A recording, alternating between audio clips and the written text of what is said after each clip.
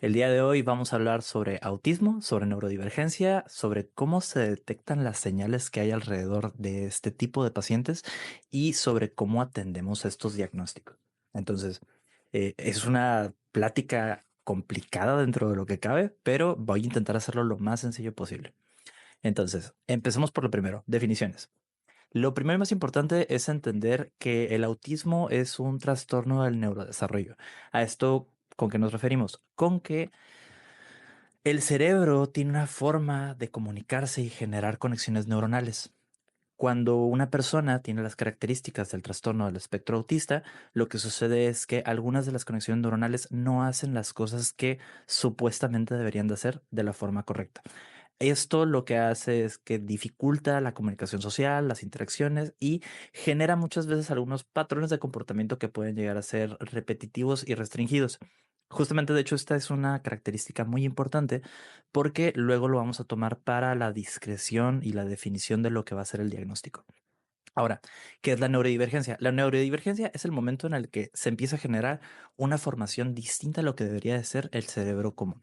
Entonces, se genera una variación en el funcionamiento del cerebro que incluye al autismo, al TDA, al Asperger, que de hecho ahorita vamos a hablar un poquito sobre eso porque en la actualidad se ha descatalogado el término y algunas otras condiciones. Este símbolo de infinito dorado es el símbolo que se utiliza aparte en la actualidad para el autismo. Antes se utilizaba un listón con un rompecabezas, pero también hablaremos un poco sobre por qué ya no se utiliza.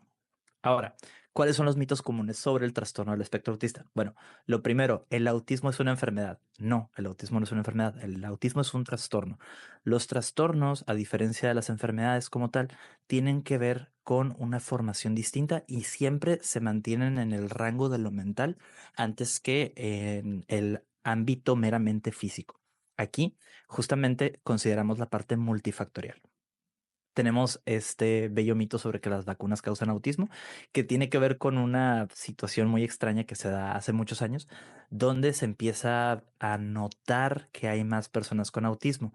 Y esto se da por una razón muy sencilla. Se da porque empieza a ampliarse el espectro. ¿A qué nos referimos con esto? Antes características que no entraban como lo que consideramos autismo, ya entran. De hecho, justamente los vamos a tocar mucho más adelante porque hay muchas características que se utilizan para la diferenciación de este tema. Otra cosa importante respecto a esto de las vacunas tiene que ver con una situación con un médico que hizo ahí unas situaciones complicadas con dinero que generaron que se hiciera un paper que generó que se creyera esto. Ahora, las personas con autismo no sienten emociones. Esto es falso. Las personas con autismo sienten tantas emociones como todas las personas. Lo que sucede, de hecho, es que a veces el rango de sensibilidad es mucho más alto o mucho más bajo. Entonces, varía de persona a persona. Sienten emociones, simplemente el rango puede ser un poco complicado de entender a veces. El autismo es una moda. No, el autismo no es una moda. Lo que sucede en la actualidad, como les digo, es que se ha ampliado el espectro. Antes considerábamos autismo a muy pocas cosas y ahora con el paso del tiempo se ha abierto el espectro para entender dónde está cada cosa del autismo. Antes algunas de estas cosas pues no se consideraban, pero ahora ya lo hacen. El autismo es causado por una mala crianza. Esto es una cosa interesante porque de momento todavía no lo tenemos terminado de revisar, aunque se considera que en algunos casos una mala crianza puede contar como un factor ambiental para este tipo de cosas, pero tiene más que ver con una serie de comorbilidades antes que con otra cosa.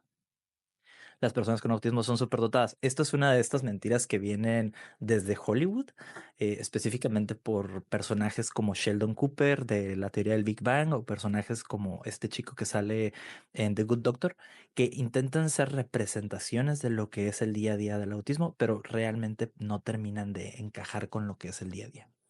¿El autismo es una enfermedad mental? Pues no, no es una enfermedad mental, lo que es un trastorno del neurodesarrollo. Específicamente tiene un nombre y una forma.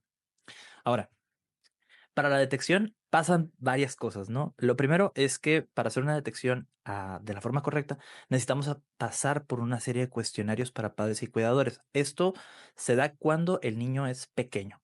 Por ejemplo, aplicamos el MCHAT, que es uno de los cuestionarios que se utilizan más y se aplica durante los 16 a 30 meses de nacido el niño. Entonces, eh, el autismo lo podemos dividir en dos momentos específicos, cuando es de detección temprana y de detección tardía. La detección temprana es en la niñez y consiste justamente en poder hacer ajustes y cambios en el día a día del niño para que pueda tener unas mejores relaciones sociales y una serie de cambios específicos respecto a funciones ejecutivas. Ahorita hablaremos un poquito más de esto.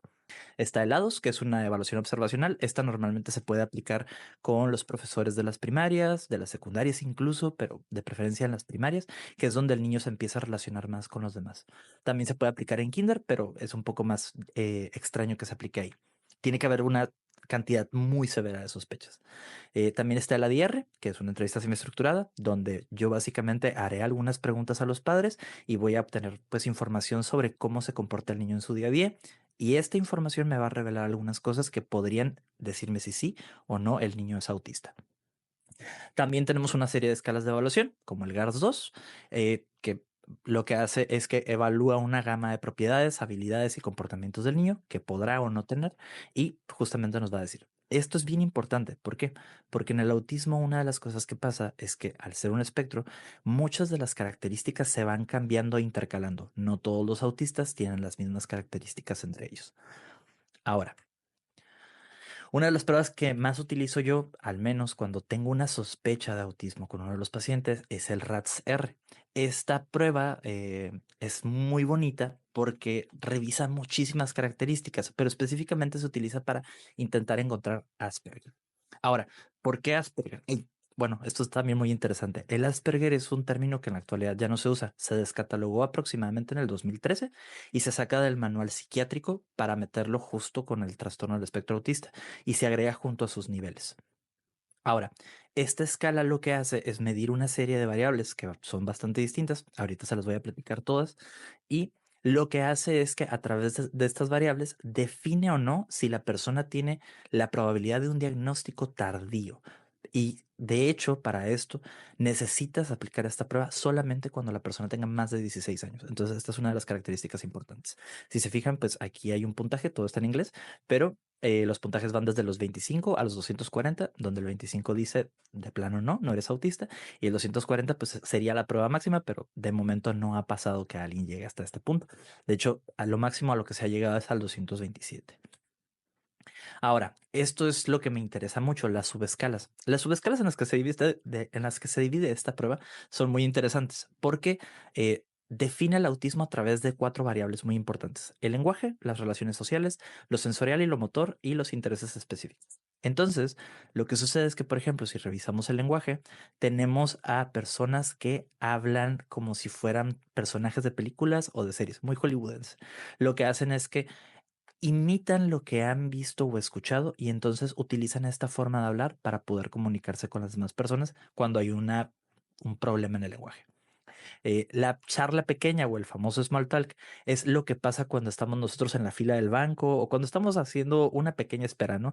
Esta famosa plática sobre, pues, cómo está el clima, cómo van las cosas el día de hoy. Muchas veces a las personas con características autistas se les complica mucho la charla pequeña. ¿Por qué? Porque normalmente es una plática muy superficial y pues no le genera algo de interés a la persona. También tenemos el ser literal, que tiene que ver con la serie de instrucciones. Esto probablemente a todos les ha pasado en algún momento, que le dicen a alguna persona, oye, es esta cosa de esta forma, ¿no? Pásame la sal. Y la persona justamente les pasa la sal, pero no se las da. ¿Por qué? Porque literalmente ustedes le pidieron que se la pasara, no que se la dieran. Entonces, aquí se genera un problema con la persona donde entiende las cosas de forma literal. En las relaciones sociales tenemos la mentalización, que es una de las características más complicadas, que tiene que ver con ponerse en el zapato de los otros, el poder intentar visualizar, ser parte de lo que vive o entender la vida a través de sus ojos. Los intereses mutuos, que tienen que ver con esta situación de ser cerrado ante los intereses que no sean los mismos que él tiene. Por ejemplo, a mí me gusta mucho el rock, pero a ti no te gusta el rock. Bueno, como no te gusta el rock, no nos gusta lo mismo y no te voy a hablar. Entonces, esto dificulta las relaciones sociales a nivel muy fundamental, porque muchas veces en las relaciones sociales lo que tenemos que hacer es intercalar estas cosas. De hecho, más adelante se revisa como lo que sería la reciprocidad dialéctica, pero ahorita se los explico. En Forastero se da una situación muy específica que es que la persona se siente fuera de este mundo, como si no perteneciera a la sociedad o no formara parte de las demás personas. Aquí, por ejemplo, me gusta mucho esta imagen donde hay muchas personitas que todas están interconectadas. Bueno, lo que pasa con el autista que tiene esta característica es que normalmente se siente desconectado de todos los demás y pues se esfuerza por intentar conectar o no se esfuerza por intentar conectar, pero se siente ajeno a la situación.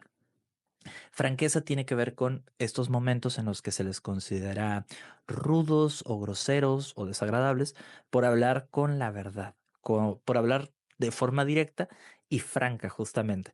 ¿Qué sucede? Muchas veces en nuestro día a día tenemos que hacer pequeños cuidados, ¿no? Si, por ejemplo, a ti no te gusta cómo se ve una persona, puedes directamente omitir el decirle que no te gusta cómo se ve en lugar de decirle, oye, no me gusta cómo te ves el día de hoy. Cuando pasa esto, pues técnicamente está siendo franco, pero también está siendo grosero.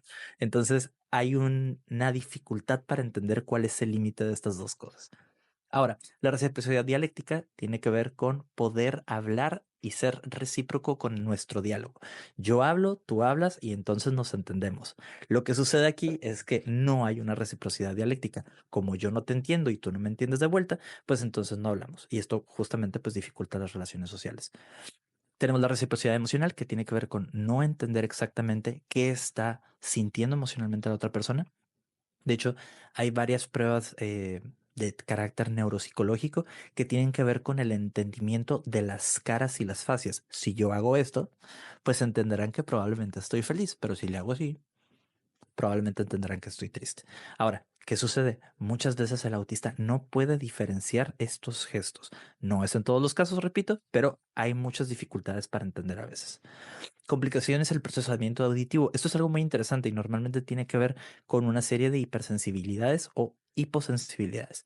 Si la persona es hipersensible, escuchará el audio por encima de lo que debería de sonar y entonces le sonará como un pitido, así como pi. O si no escucha, bueno, si hay una hiposensibilidad, pues probablemente escuchará las cosas como si fueran un ruido blanco. Cuando se escucha como ruido blanco, el mensaje que debe de llegar con la comunicación no llega y entonces pues hay una complicación al procesamiento. La permanencia del objeto tiene que ver con la capacidad de entender que las cosas son cosas que se mueven, las cosas tienen etapas, las cosas tienen movimiento.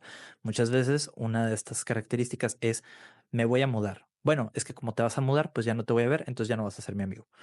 Cuando la realidad es que puedes mantener una relación a distancia, puedes hablar a través de mensajes o puedes mantener una conversación a través de redes, que justamente es lo que estamos haciendo en este momento. Tenemos el mantenimiento relacional que tiene que ver con esta situación de la reciprocidad general en una relación. Si yo me relaciono con una persona, yo entiendo que habrá cosas que voy a dar y habrá cosas que voy a recibir. Si yo no doy, pues probablemente tampoco voy a recibir. El mantenimiento relacional es una de las partes que más se le llegan a complicar a este tipo de personas. Tenemos las dificultades en la comunicación no verbal, que es este tipo de movimientos, gestos y caras que nos dicen si las cosas se están haciendo de una forma o de otra. Pero muchas veces lo que sucede con el autista es que no entiende la comunicación no verbal. Por ejemplo, si yo le hago así, mucha gente entenderá que estoy tirando una amenaza, pero habrá personas que lo van a ver y van a decir, ¿por qué se está pasando el dedo por el cuello? Entonces pasa un poco sobre esto. Camuflarse, le voy a poner un pincito, le voy a poner así una estrellita, porque ahorita voy a hablar de camuflarse en mayor referencia. En lo sensorial y motor tenemos los cambios en el volumen de la voz. Esto es interesante. Muchas veces el autista tiene problemas para modular el cómo está hablando. A veces hablará muy bajito y a veces hablará muy fuerte. A veces tendrá una voz un poco más impostada y a veces tendrá una voz que sea distinta. Las diferencias hacen referencia a cuando la persona habla de forma monótona. Por ejemplo, en este momento yo tengo un tono, una cadencia, una forma de hablar, pero si de pronto empiezo a hablar solamente así, se va a generar una disonancia que va a ser cognitiva y ustedes van a decir, ¿por qué esta persona no me está hablando de la forma correcta? No es acorde el diálogo a lo que está diciendo. Imagínense que yo les vengo a contar una historia muy triste, pero se las cuento mientras estoy muy feliz y contento. No tendría mucho sentido. Este es uno de los problemas de lo sensorial y lo motor. En el control motor tenemos estos problemas a la hora del movimiento en general.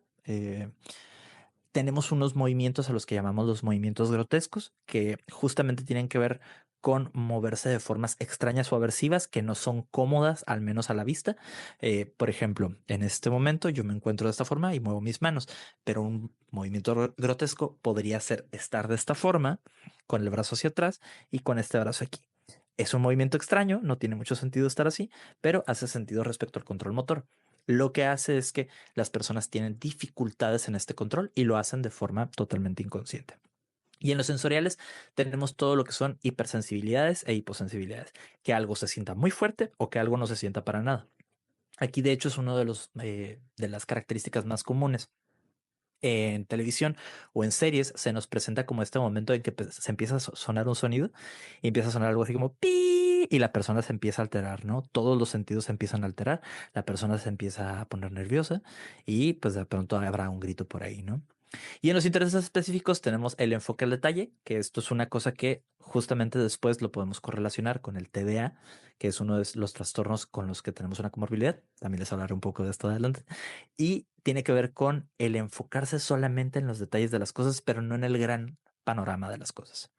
La rigidez ante el cambio nos habla sobre esta dificultad para poder justamente afrontar un cambio. De hecho, más adelante lo voy a mencionar referente a las funciones ejecutivas. Y los intereses especiales, que es justamente tener una pequeña obsesión con algo muy específico, ¿no? Uno de los chistes que me gusta hacer es el qué tipo de autismo te tocó. Bueno, en las matemáticas o te gustan los trenes. ¿Por qué? Porque hay muchas historias de personas que se fascinan con los números, con el mundo del abstracto y quedan pues totalmente maravillados y se dedican a esto. No significa que sea correlacional, pero es una cosa que me ha tocado ver por ahí, ¿no? Ahora, hay niveles en el trastorno del espectro autista y esto es muy interesante. Cuando en el DSM-5, que es el Manual de Criterio Diagnóstico Psiquiátrico, se agrega, bueno, se elimina el Asperger, se agregan los niveles de TEA. ¿Por qué? Porque al definir esto como un espectro, definimos que no todos los autistas están en la misma situación vivencial. Por esto, hay personas que son autistas y son, pues, ligeramente o muy, muy funcionales. Por eso el nivel uno solo plantea que requiere apoyo. Tendrá dificultades sociales que pueden ser notables, pero van a poder tener conversaciones, van a tener relaciones sociales, eh, van a ser poco flexibles, van a tener rutinas que son relativo a limitadas e intereses que son relativo a limitados. Y pues habrá dificultades para cambiar de una actividad a otra. En el nivel 2 se habla sobre un apoyo sustancial, donde las dificultades son mucho más marcadas en la comunicación verbal y no verbal. Esto ya, por ejemplo, nos habla sobre este tipo de autistas que de plano no pueden mantener la visión hacia aquí o no pueden mantener un contacto visual, donde las interacciones sociales son totalmente cerradas o limitadas, tal vez a un grupo de amigos de más o menos tres personas y no pueden salir a una fiesta porque se sienten incómodos, no pueden iniciar una conversación y en general una inflexibilidad ante el comportamiento. Esto habla sobre pura rigidez. La persona intenta abrirse, pero pues abrirse para ellos es, el día de hoy le hablé a más de dos personas en un mismo ratito. Y en el nivel 3, que es el apoyo muy sustancial, tenemos el autista de estereotipo de serie hollywoodense que tiene problemas en el día a día, ¿no?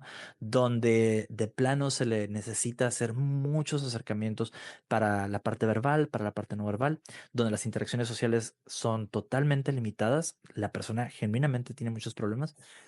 Incluso a veces puede haber algún tipo de retraso cognitivo, no en todos los casos, pero a veces puede haber algo de esto y la flexibilidad del comportamiento es totalmente cerrada.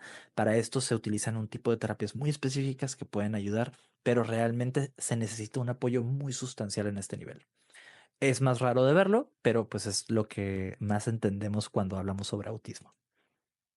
Ahora, el masking autista me gusta mucho como tema porque también es conocido como el camuflaje del autista. Más atrás lo tenía ahí pincito, ¿no? Y es lo que hacen muchos autistas cuando son jóvenes y están en el nivel uno. Lo que sucede entonces es que ellos, si bien requieren apoyo, se les ha dado el apoyo sin saber que son autistas y ellos generan una especie de máscara alrededor de ellos que les permite funcionar en un mundo que no está definitivamente hecho para ellos, donde las cosas suben mucho de volumen y dicen, bueno, pues me pongo mis audífonos de cancelación de ruido. O todo huele muy feo, pues no entro a ese lugar. O todo sabe muy feo, pues no lo pruebo. Ellos lo que hacen es que generan esta máscara alrededor para tener una forma de adaptarse a las normas sociales y ocultar las características.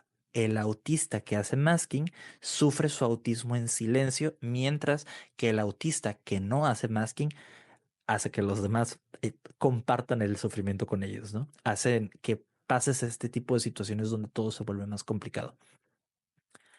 Ahora, tenemos una serie de síntomas neurológicos como la hipersensibilidad sensorial, que es esto que les digo, donde básicamente los estímulos del día a día son muy, muy, muy fuertes para la persona y entonces cualquier cosa puede ser excesivamente irritante.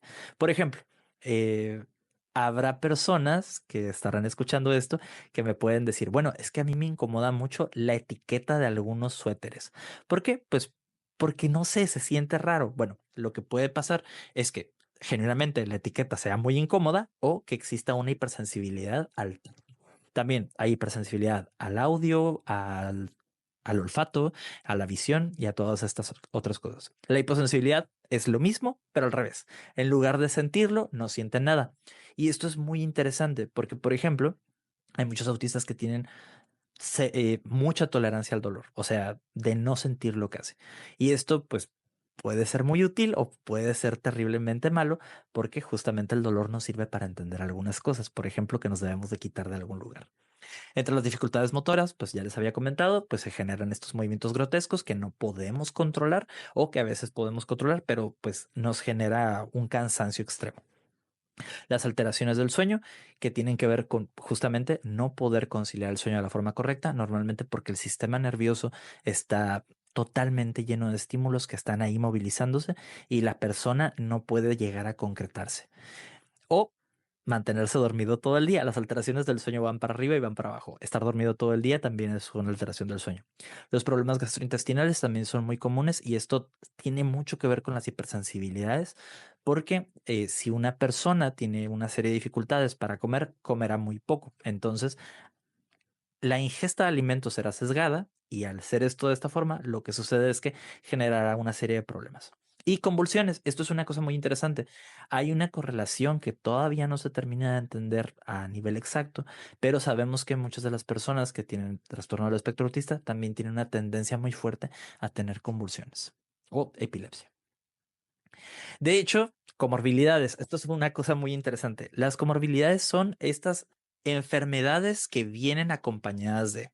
Cuando hablamos del autismo, casi que el mejor amigo del autismo es el trastorno de déficit de atención. De acuerdo con el Journal de América de Adolescentes y Niños, entre el 30 y el 75% de las personas con trastorno de déficit de atención e hiperactividad también cumplen los criterios que nos denominan a una persona con el trastorno del espectro autista. Ahora, otros estudios nos muestran que hay una prevalencia del diagnóstico de depresión a lo largo de la vida.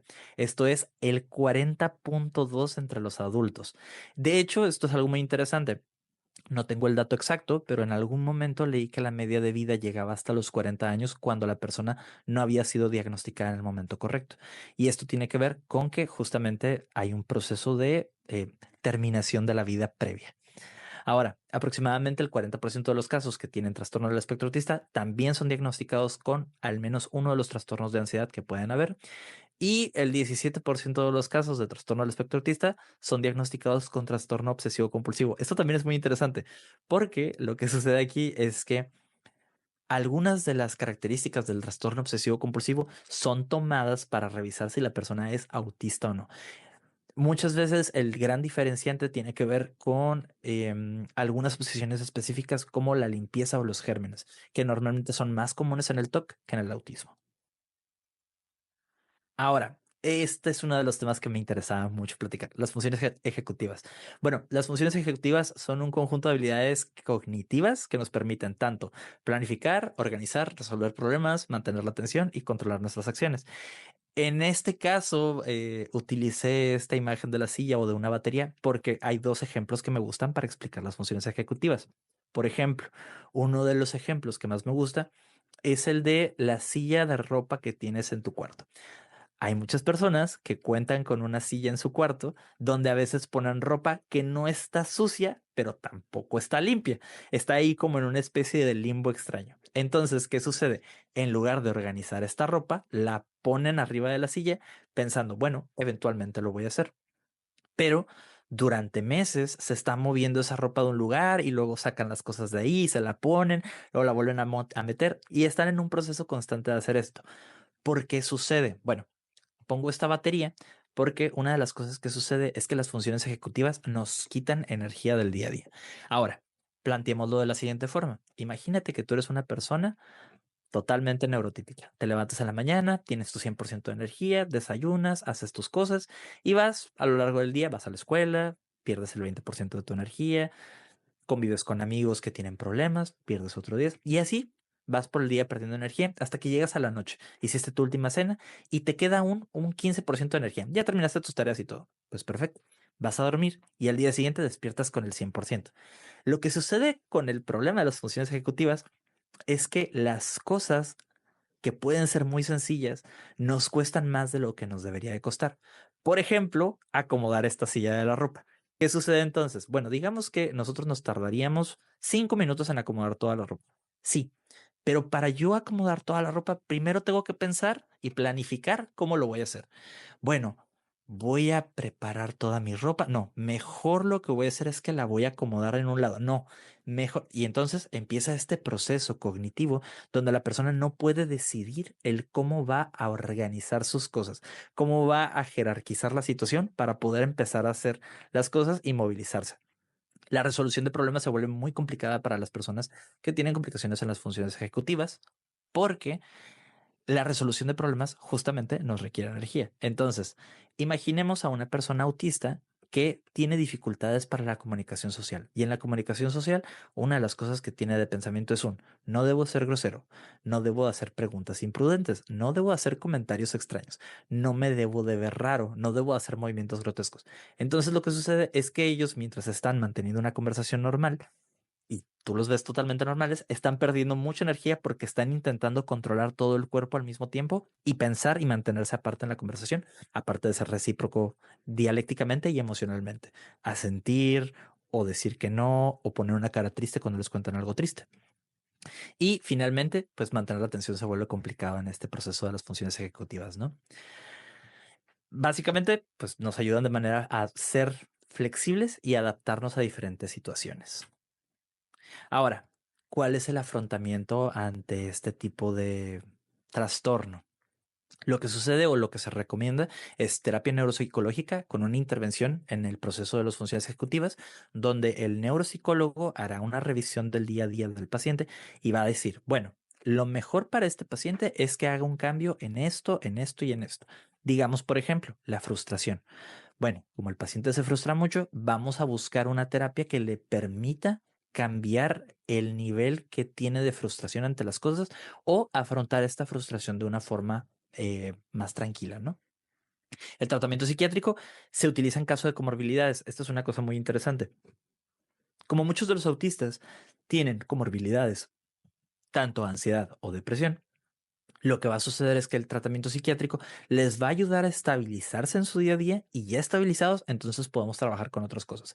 Muchas veces lo que sucede es que la persona no se siente estable y entonces empezamos a trabajar con ellos con algún otro tipo de terapia y el paciente pues se siente como que no puede avanzar o no puede hacer cambios, cuando la realidad es que tal vez necesita una ayudita extra del tratamiento psiquiátrico. Las terapias conductuales son las que más se utilizan porque son muy confrontativas en cuanto a cómo utilizar su conducta de forma apropiada. Y estas normalmente se utilizan para enseñarles habilidades sociales, comunicativas y de vida diaria. También la terapia ocupacional que pues nos ayuda a desarrollar habilidades motoras, sensoriales y de autocuidado. De hecho, la terapia ocupacional es muy bonita porque una de las cosas que va a pasar con el paciente es que va a generar nuevas conexiones neuronales que le van a ayudar a poder generar nuevos conocimientos y poder hacer cambios de conducta o funcionales mucho más sencillamente. La logopedia, que sirve para mejorar las habilidades del lenguaje y la comunicación. Y esto es muy bonito porque en la logopedia y en la estimulación temprana normalmente se hacen muchas de las detecciones tempranas de autismo.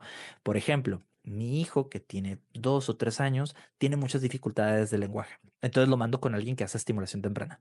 Y la persona que hace estimulación temprana aplica una serie de técnicas y dice, oye, ¿por qué esta persona no está hablando todavía? ¿Por qué esta personita, este niño? Bueno, porque probablemente hay un retraso en las habilidades del lenguaje y de la comunicación y entonces harán una serie de trabajos y revisarán si puede ser autista o no. La estrategia de adaptación del entorno, que trata sobre crear un entorno seguro y predecible para reducir la ansiedad.